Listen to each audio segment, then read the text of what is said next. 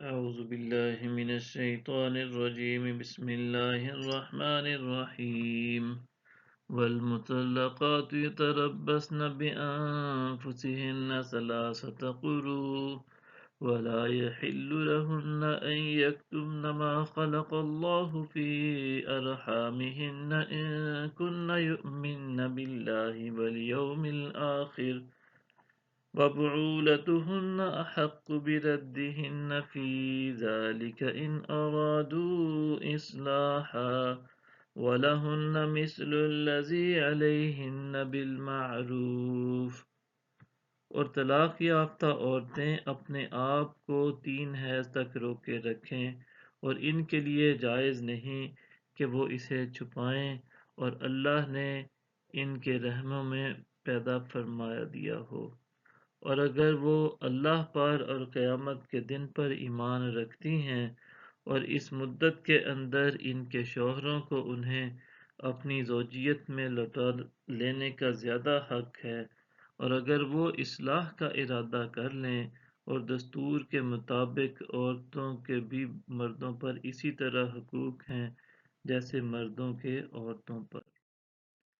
وَلِلرِّجَالِ عَلَيْهِنَّ دَرَجَةٌ وَاللَّهُ عَزِيزٌ حَكِيمٌ۔ البتہ مردوں کو ان پر فضیلت ہے اور اللہ بڑا غالب، بڑی حکمت والا ہے۔ الطلاق مرتان فإمساك بمعروف أو تسريح بإحسان ولا يحل لكم أن تأخذوا مما آتيتموهن شيئا إلا أن يخافا ألا يقيما حدود الله، فإن خفتم ألا يقيما حدود الله